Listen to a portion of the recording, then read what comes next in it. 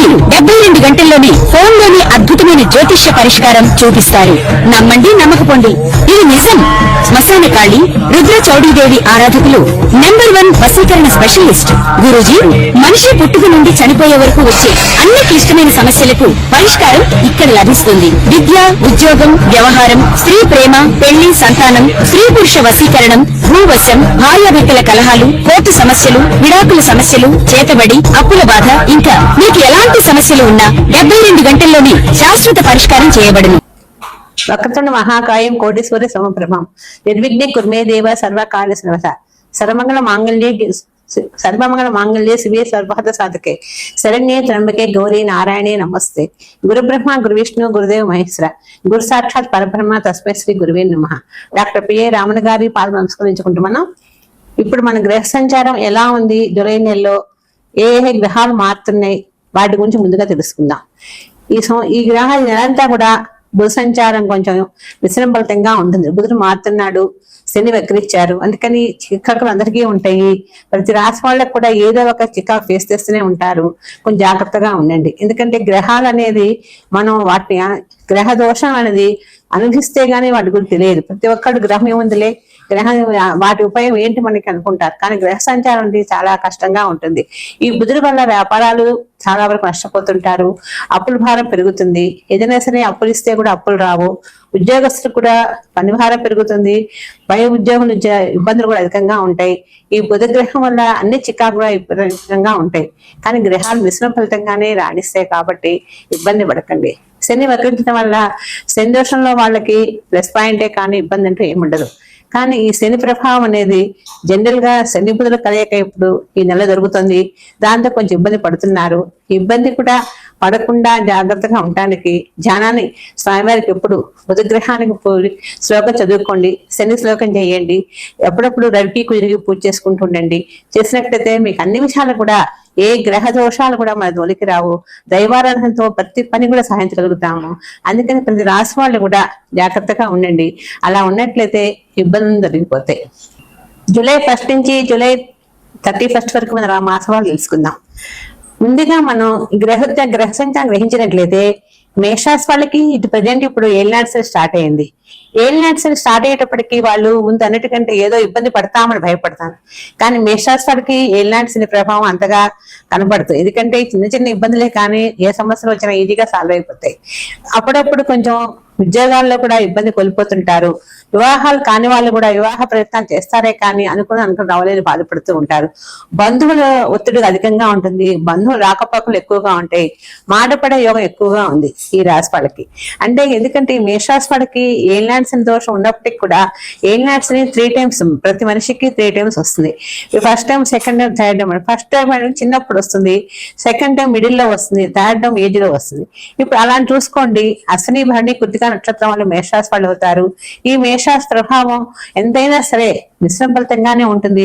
భయపడకండి. కానీ నెలంతా కూడా వీళ్ళకి వ్యాపారాలు కానీ ఉద్యోగాలు కానీ ఏమైనా సరే కొంచెం అతిగా కష్టపడితే కానీ సంకల్పం ఉండదు. ఎందుకంటే సంకల్ప కావాలంటే కష్టపడాలి. కష్టపడితేనే పని ఉంటుంది అనే వాళ్ళకి ఎంత మేషరాశి వాళ్ళకి ఎప్పుడు కష్టమే, శ్రమ ఫలితం ఉండదు. లేకపోయినప్పటికీ కూడా కష్టపడతారు. 10 మందికి సహాయం చేస్తూ ఉంటారు, మాట పడుతూ ఉంటారు. ఈ రాశి వాళ్ళకి ఎందుకంటే ఈ మేషరాశి వాళ్ళకి 10 మంది కావాలి, ఎంతతో బాగుండాలి, హెల్ప్ చేయాలి అని ఆలోచన ఉంటుంది. కానీ ఇంట్లో మాత్రం ఏదో ఒక బాధ పడుతూనే ఉంటారు. భార్యాభర్తలు చిన్న విషయానికి కిచాడుకుంటూ ఉంటారు. విద్యార్థులు కూడా చదువుల పట్ల గ్రహించరు. అనవసర అపకాలతో కాలం వృధా చేస్తూ ఉంటారు. ఇవన్నీ కూడా ఈ గ్రహ సంచారాలే కాదు, ప్రతి ఒక్కరికి కూడా గ్రహాలు పక్కన పెట్టండి. గ్రహాలు ప్రతి ఒక్కరికి అపార్ట్మెంట్స్ లో ఉంటాయి, మిశ్రమ ఫలితంగా ఉంటాయి, మారుతుంటాయి, వస్తుంటాయి. వాటినే పట్టుకొని చూసుకోవటం కాదు, మనం కూడా శ్రమ పడాలి. ఎప్పుడైనా సరే మన శ్రమ పడితేనే మనకు ఫలితం లభిస్తుంది. దైవానుగ్రహం కంపల్సరిగా ఉండాలి. దేవుడిని నమ్ముకోవాలి, దేవుడికి పూజ చేస్తూ ఉండాలి. ఎప్పుడు గ్రహాల మీద ఆధారపడకూడదు. అప్పుడే దేవుడు మనం రక్షిస్తాడు. కానీ ఈ మేషరాశి వాళ్ళకి ఇప్పుడు ప్రజెంట్ మాత్రం మంచి యోగపరంగా ఉంది. ధనలాభం బాగా ఉంది. వ్యాపారాలు కూడా బాగా కలిసి వస్తాయి. వివాహాలు కాని వాళ్ళకి కూడా వివాహాలు అయిపోతాయి. కానీ కష్టపడాలి. కష్టపడకుండా మాత్రం ఇది కాదు, కష్టపడితేనే ఫలితం ఉంటుంది. అప్పుడప్పుడు వీళ్ళు చిన్న చిన్న వాటికి చికాకు పడుతుంటారు. ఈ చికాకు మేషరాశి వాళ్ళ కుజుడు అధిపతి కదా, మరి ప్రతిదానికి చికాకు వస్తుంది. ఎంత ఈజీగా చికాకు పడుతుంటారు. ఆ చికాకుని బయటికి రావడానికి కొంచెం టైం పడుతుంది. ఇట్లా అని కూడా అనుకున్నప్పటికి కూడా కొన్ని బాగానే ఉంటాయి. కానీ మేషరాశి వాళ్ళకి ప్రతి విషయానికి కూడా ఆలోచన ఎక్కువ, అచ్చేద్దామా ఇచ్చేద్దాం ఆలోచిస్తూ ఉంటారు. అట్లా ఆలోచించినట్లయితే ఉపయోగం ఏంటి?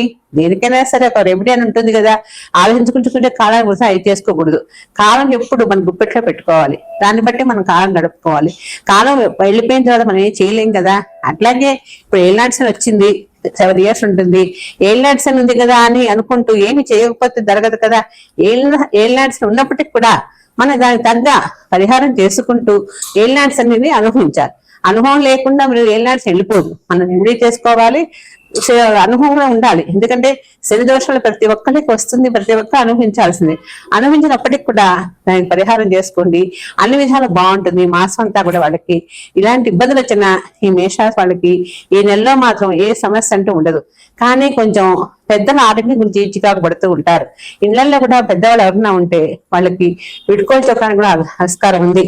ఈ రాశి వాళ్ళకి కొంచెం స్టమక్ ప్రాబ్లమ్స్ ఆస్కారం ఉంది, జాగ్రత్తగా ఉండండి. అప్పుడప్పుడు స్టమక్ ప్రాబ్లమ్సే కాదు, నరాల పరిహిత కూడా వస్తుంది. వచ్చినా భయపడకండి. ఏలినాడ్సన్కి శనికి ప్రతి నెల తైలాభిషేకం చేయించి దాంతో పాటు ఈశ్వరాభిషేకం చేయించండి. శనికి ఎప్పుడు మూల ఈశ్వరుడికి అభిషేకం చేస్తే కానీ మన ఫలితానికి రెమెడీ జరగదు, చేసిన ఫలితం జరగదు. అంతేగాని శని దోషం అనుకుంటూ మాత్రం వృధా చేయకండి. ఈ రాశి వాళ్ళకి వ్యాపారాలు కూడా బాగా కలిసి వస్తాయి. అయితే వ్యాపారాలు చేసేటప్పుడు కొంచెం ఆలోచించుకోండి, ఏ వ్యాపారం కలిసి వస్తుంది, ఏ వ్యాపారం బాగుంటుందని తెలుసుకోండి. కానీ ఈ వ్యాపారాల్లో కూడా ఈ నక్షత్రాల వాళ్ళు అశ్విని వాళ్ళకైతే తొందరగా వ్యాపారం కలిసిరావు. ఎందుకంటే వాళ్ళు అశ్విని వాళ్ళ వ్యాపారం చేయలేరు. భరణి వాళ్ళు అన్ని వ్యాపారాలు చేయగలరు, కానీ మాటకారిగా ఉంటారు, మాటలు ప్రతిగా మాట్లాడతారు, 10 మంది రాబట్టుకుంటారు, వ్యాపారం చేస్తారు. కుర్తిగా వాళ్ళు కొంచెం నెమ్మదిగా ఉంటారు, వ్యాపారం మాత్రం చేయలేరు. వాళ్ళు ఉద్యోగాలకి అర్హత వాళ్ళకి. అందుకని ఈ రాశి వాళ్ళు ఎవరైనా సరే చేసేటప్పుడు జాగ్రత్తగా చేసుకుంటూ ఉండండి, అన్ని విషయాలు కలిసి వస్తుంది, ఇబ్బంది అంటూ ఉండదు. పెద్దానికి రెమెడీ చేయండి, చేయకుండా మాత్రం ఉండద్దు. నవగ్రహ ప్రశ్న చేస్తూ ఉండండి.